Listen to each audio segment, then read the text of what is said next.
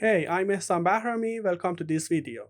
If you've already picked your programming field and language and you're ready to start learning, in this video, I'll walk you through the common methods of learning programming. Plus, we'll cover the pros and cons of each so you can choose the best learning method for yourself.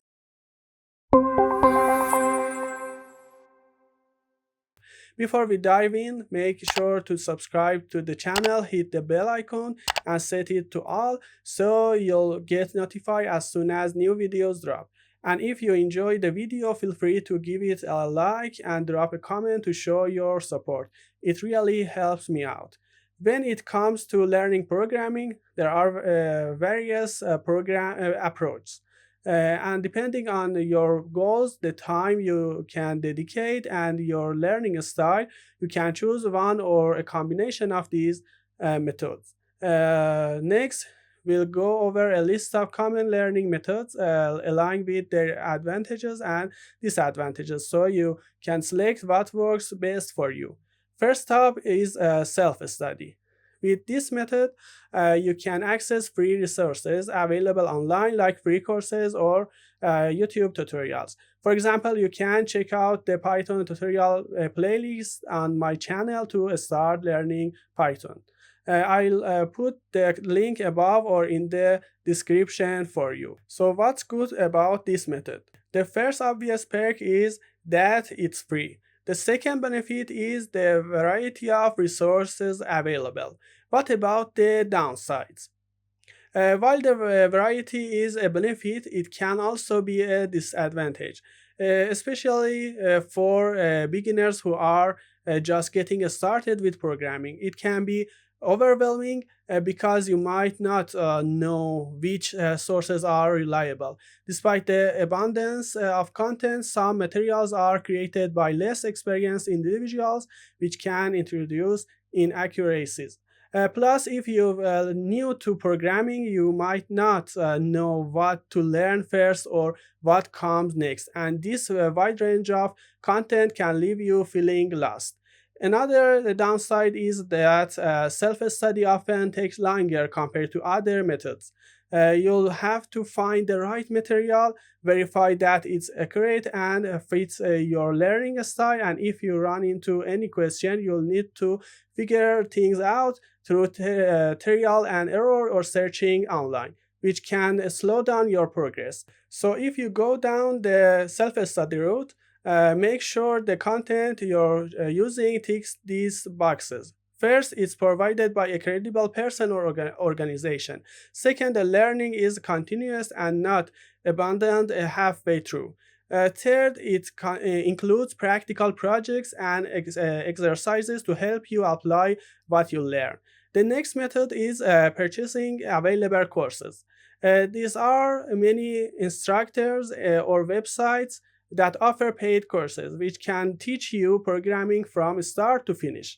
The benefits of this method: you don't have to search for learning materials yourself or figure out the correct learning path.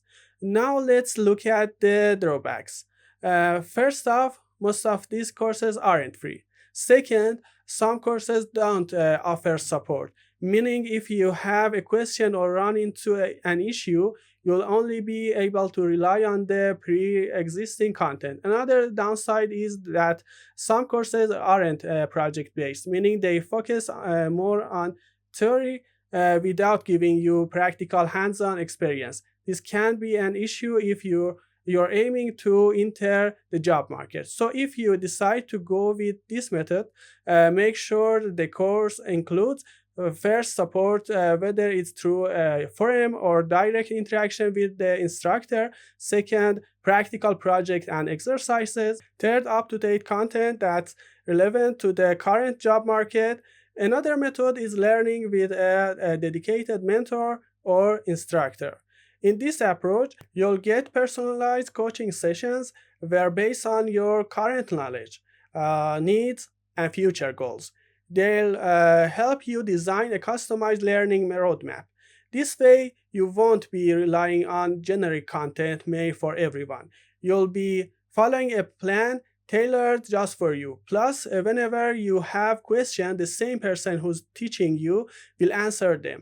So you won't feel lost along the way, whether it's a coding issue or knowing what to learn next. The advantages of this method. The content is tailored specifically to your learning needs. Second, you have a mentor with your every step of the way. Third, your learning experience is more effective. Fourth, it saves you time, which is your most valuable asset. The drawbacks. First, this method is usually a bit more expensive than a generic course. Second, it's not always easy to find someone with the right expertise who also knows how to teach effectively.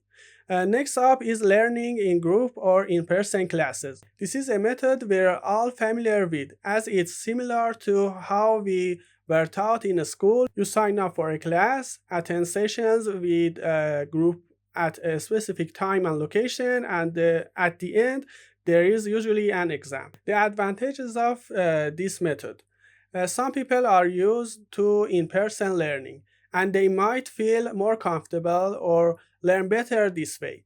Another advantage is the opportunity to network with your classmates who are in the same field. The drawbacks.